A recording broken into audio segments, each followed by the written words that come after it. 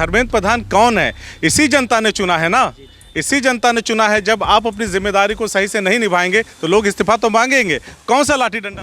लड़कियों के बच्चियों के कपड़े फाड़ दिए, वहाँ पे देखे कि जो बच्चे नॉर्मल भी बेचारे जा रहे थे उनको भी मार दिया आपने, किसी का फ़ोन तोड़ दिया आपने, फिर आंसू गैस आपने चला दिया। डिम्पल यादव का वो मानवीय स्वरूप दुनिया ने देखा।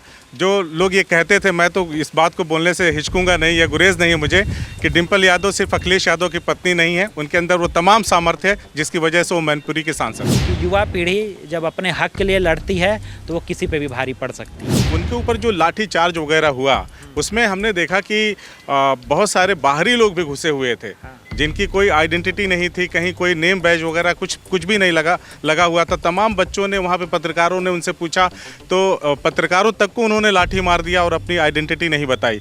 तो ये देश किस तरफ जा रहा है? तो मुझे ये तो पता है कि भारत के जो संविधान ने ये शक्ति दी है हमारे लोगों की कि 29 में वो लोग संसद में न घुस पावें जो अंदर बैठे थे। 2027 का चुनाव बिल्कुल सामने है और जो कुछ भी 2-3 दिन से हो रहा है या पिछले 20-25 दिन से हो रहा है, कहीं 2027 और फिर 2029 में ये बीजेपी के गले की फांस न बन जाए।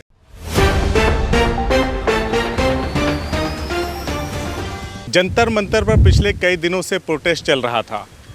देश के तमाम छात्र और सोनम वांगचुक सहित तमाम लोग धर्मेंद्र प्रधान के इस्तीफे की बात कर रहे थे।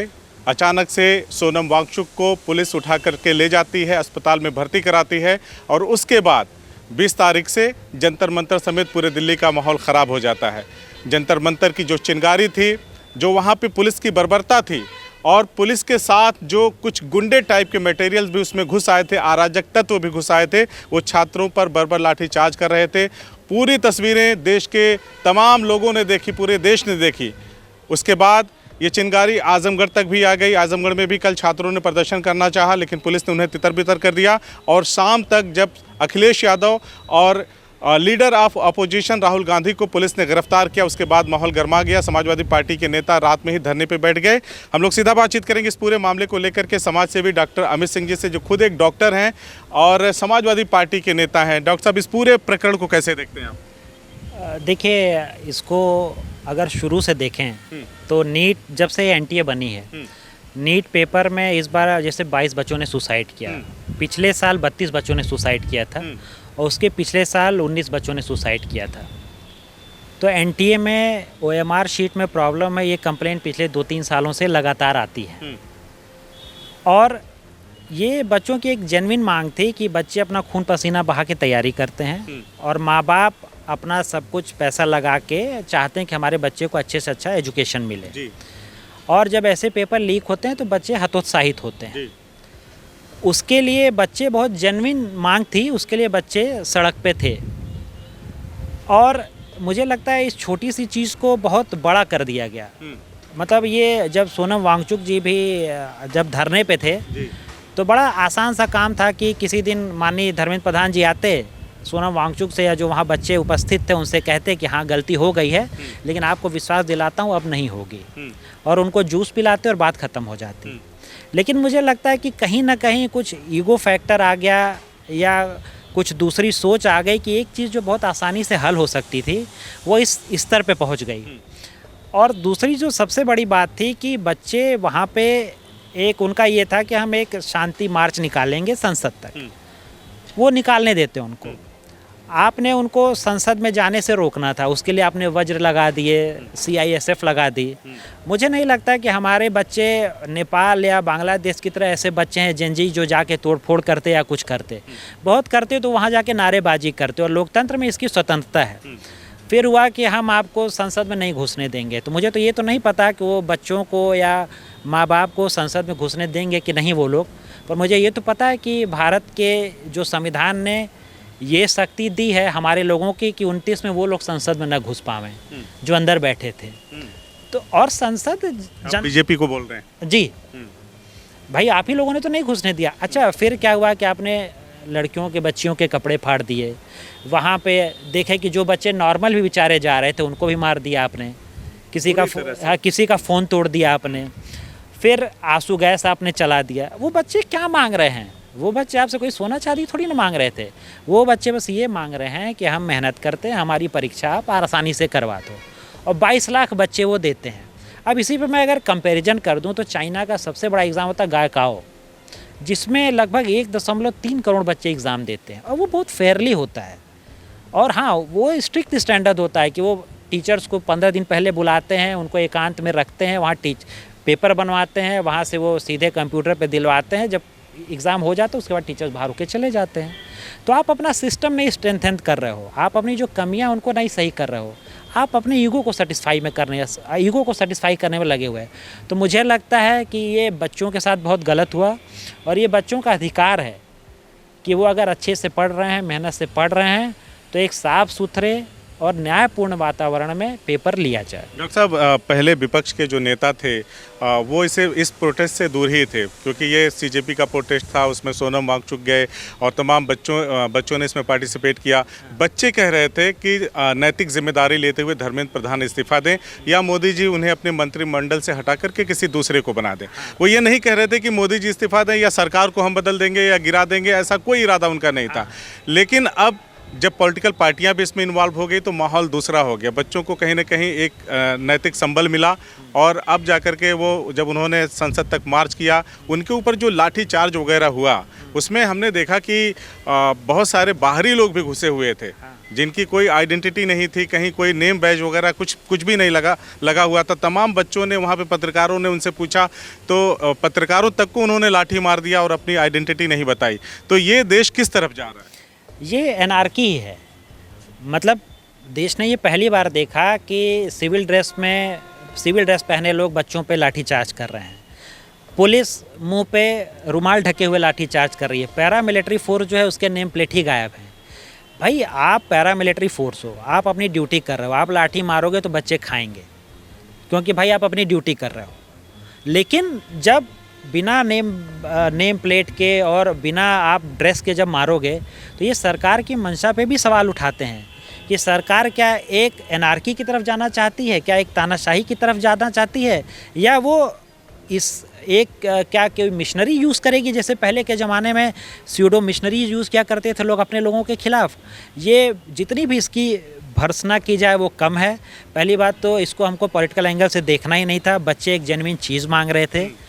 धर्मेंद्र प्रधान जी को आराम से मोदी जी अगर चाहते, माननीय प्रधानमंत्री जी, उनका अगर आपको प्रधान का इस्तीफा मतलब क्या हो गया? क्या शाहरुख खान को बॉलीवुड का बादशाह बनाने से इनकार कर रहे हैं कि चलो इससे शाहरुख का स्टारडम खत्म हो जाएगा, ये बात हो रही थी, या फिर सलमान खान का स्टारडम खत्म हो रहा था? धर्मेंद्र प्रधान कौन है? इसी जनता ने चुना है ना, इसी जनता ने चुना है। जब आप अपनी जिम्मेदारी को सही से नहीं निभाएंगे तो लोग इस्तीफा तो मांगेंगे।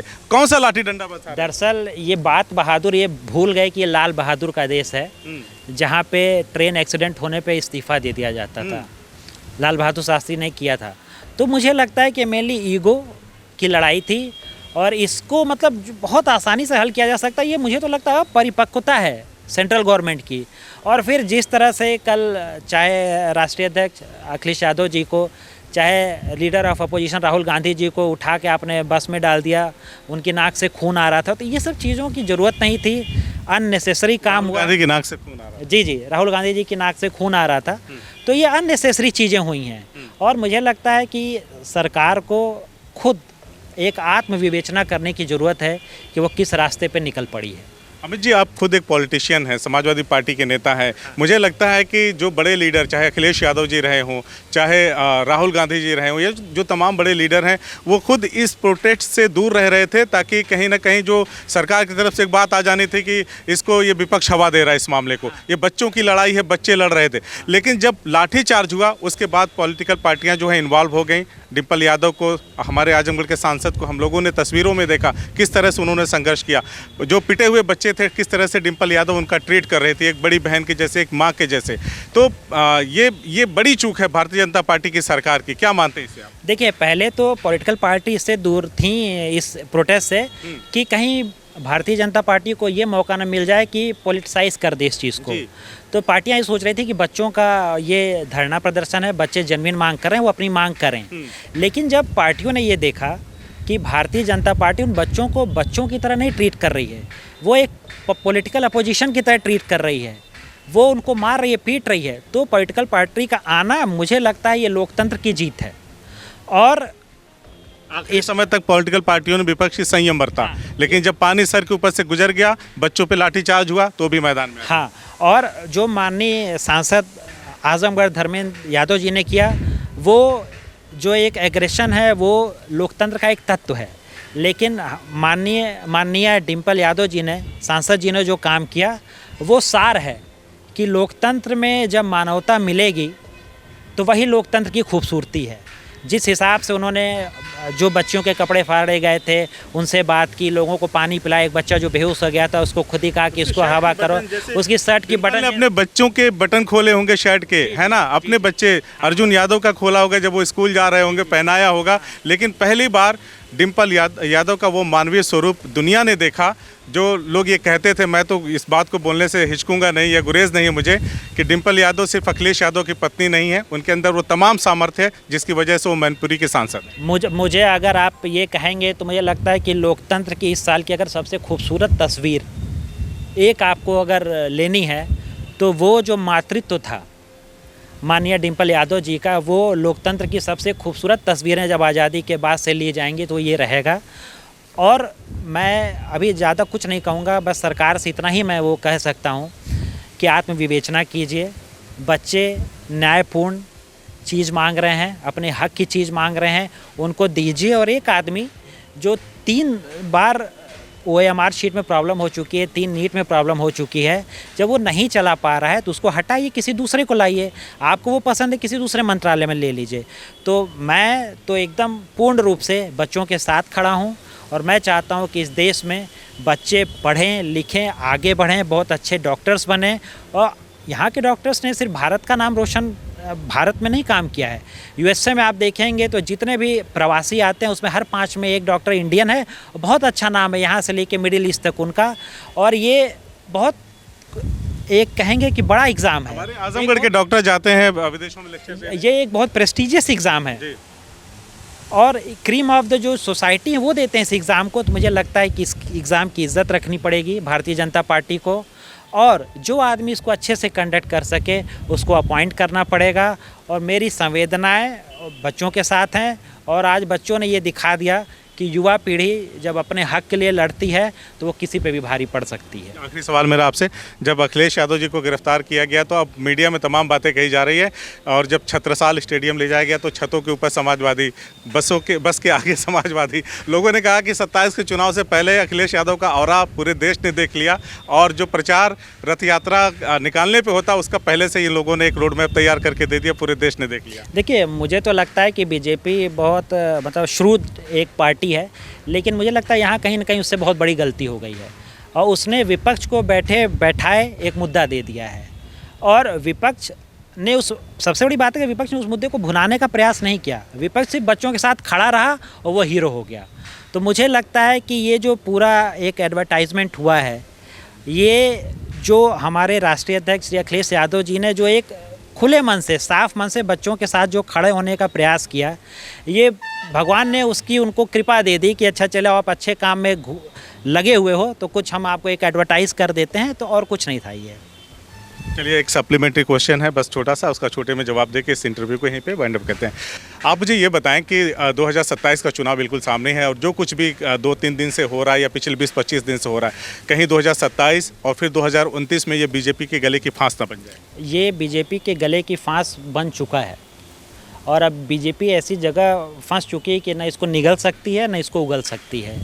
और जब भी हम लोग जैसा जानते हैं कि ये डेमोग्राफिक डिविडेंड है, सबसे ज़्यादा यहाँ युवा भी हैं और नीट की जो परीक्षा होती है यूजुअली 18 साल के युवा देते हैं, ये नए पहले बार के वोटर हैं। तो निस्संदेह इन सब चीज़ों ने युवाओं के मन पे बहुत प्रभाव डाला है और यही युवा बीजेपी को बदलने के में सहायता करेंगे, यही युवा बीजेपी को बदलेंगे 2027 में भी और 2029 में भी। डॉक्टर साहब, हमसे बातचीत करने के लिए बहुत बहुत आभार का शुक्रिया। धन्यवाद वसीम भाई। क्या तू सच में जा रही है? नहीं, तू पापा को तो जानती है ना। पता नहीं, बचपन से मुझे डॉक्टर बनना है, मेरा सपना अधूरा रह भी जाए तो यहाँ किसे फर्क पड़ता है? दीदी, मुझे फर्क पड़ेगा, बहुत मजा आएगा। तेरी तो अरे अरे अरे अरे अरे अरे ऐसे कैसे मेरी गुड़िया का सपना अधूरा रह जाएगा? वो तो सबसे बड़ी डॉक्टर बनेगी। बाबा, उसके लिए घर से दूर जाना पड़ता है। और अगर मैं कहूँ अब कहीं दूर जाने की जरूरत नहीं तो आकाश इंस्टीट्यूट लेके आए नीट और जेई की तैयारी अब हमारे घर के पास। अब हमारी बिटिया भी डॉक्टर बनेगी और हमारे शहर का नाम आकाश तक पहुंचाएगी। बाबा बाबा मैं भी आकाश से तैयारी करके इंजीनियर बनूंगा। आकाश इंस्टीट्यूट लेके आए हैं 36 सालों के तजुर्बे के साथ नीट और जेई की शानदार तैयारी का मौका अब आपके घर के पास, आपके अपने शहर में।